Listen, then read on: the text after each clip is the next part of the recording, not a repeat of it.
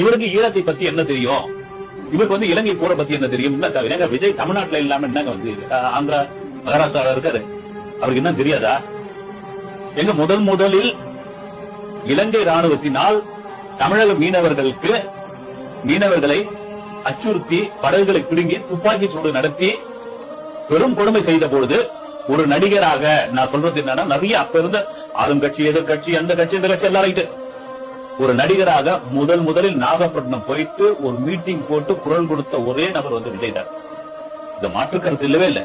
அங்க இருந்த அப்பொழுது இருந்த தன்னுடைய நற்பணி இயக்கத்தை சேர்ந்த தோழர்களிடம், அப்ப நான் வேலாயுதம் படப்பிடிப்பு பொள்ளாச்சியில இருக்கிறேன், நான் வரேன், ஒவ்வொரு நாளும் இந்த செய்தியை பாக்குறேன், எனக்கு ரத்தம் கொதிக்குது.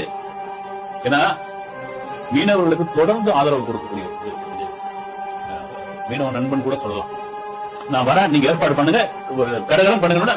அவ்வளவு பெரிய கூட்டம் இருக்கும், அவ்வளவு பெரிய கூட்டம். மத்திய அரசுக்கும் மாநில அரசுக்கும் நான் ஒண்ணு சொல்லிக்கிறேன் அப்படின்னு தான் அந்த ஸ்பீச் ஆரம்பிப்பாரு. அவரை பொறுத்தவரை இதுவரைக்கும் இன்னொரு கவுன்சிலர் கூட அவங்க கட்சியில யாரும் கிடையாது. அது என்னடா சொன்னாங்க? அவரை பொறுத்தவரை இதுவரைக்கும் கவுன்சிலர் கூட கட்சியில யாரும் கிடையாது.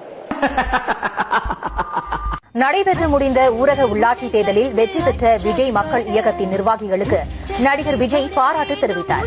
9 மாவட்டங்களில் நடைபெற்று முடிந்த ஊரக உள்ளாட்சி தேர்தலில் விஜய் மக்கள் இயக்கத்தின் நிர்வாகிகள் மாவட்ட கவுன்சிலர், ஒன்றிய கவுன்சிலர், ஊராட்சி மன்ற தலைவர், வார்டு உறுப்பினர் உள்ளிட்ட பதவிகளுக்கு போட்டியிட்டனர்.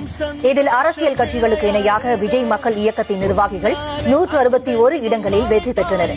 இதனையடுத்து வெற்றி பெற்ற நிர்வாகிகளை கிழக்கு கடற்கரை சாலை பனையூரில் உள்ள தலைமை அலுவலகத்திற்கு வரவழைத்து நடிகர் விஜய் வாழ்த்து. ஏன் உன் மொமன் வந்து கட்சியில சேரணும், சேர்ந்ததுமே அவனுக்கு வந்து இளைஞரணி மாநில தலைவர் பதவி கொடுப்ப, மாநில தலைவரானவன் 3 மாசம் எம்எல்ஏ சீட்டு கொடுப்ப, எம்எல்ஏ சீட்டு கொடுத்த 3 மாசம் அவன் அமைச்சராக்குவ, அமைச்சராக்குன 4 மாசம் அவன் துணை முதல்வராக்குவ. உன் புள்ளெல்லாம் வந்ததுமே உச்சாணி கொம்புக்கு போகணும். ஒருத்தன் கட்சி ஆரம்பிச்சு அடிப்படையில இருந்து நடிகனாக இருந்து பாடுபட்டு இந்த மக்களை மகிழ்வித்து ஒருத்தன் கட்சி ஆரம்பிச்சு அவன் ஃபீல்டுல இன்னும் 20 ஆண்டுகள் கோலோச்ச முடியுங்கிற நிலையை துறந்து விட்டு கட்சி ஆரம்பிச்சு இங்க நான் அடுத்த ஆட்சிக்கு வருவேன்னு சொல்றான். அவனுக்கு ஒரு சப்போர்ட் மக்கள் செல்வாக்கு இருக்கு அப்படிங்கிற நம்பிக்கையில சொல்றான். அவன் வந்து நேத்தி கட்சி ஆரம்பிச்சவன் இன்னைக்கு ஆட்சி வரும்னு நினைக்கிறான். நேத்தி தானே வந்தான் அவன், நேத்தி தானே வந்தார் உதயநிதி ஸ்டாலின். அவனுக்கு என்ன இன்னைக்கு வந்து துணை முதலமைச்சர் பதவி? அது மட்டும் இனி விஜய் பின்னாடி தமிழக இளைஞர்கள் அவ்வளவு பேர் நிக்கிறாங்க. இந்த கூட்டத்துடைய சராசரி வயசு 50. இங்க கூடியிருக்கக்கூடிய சராசரி வயசு 50. நேற்று திருச்சியிலையும் அரியலூர்லயும் குன்னூர்லயும் குன்னத்திலையும் கூட்டின சராசரி 25. யோசிங்க, ஏன் இளைஞர்கள் மாற்றத்தை தேடுகிறார்கள் அப்படின்னு ஏன் புரிஞ்சுக்க மாட்டேன்றீங்க? இப்ப இருக்கிற கட்சி சரியில்லைங்கிறதான பிரச்சனை, அதான மக்களுடைய சிந்தனையா இருக்குது.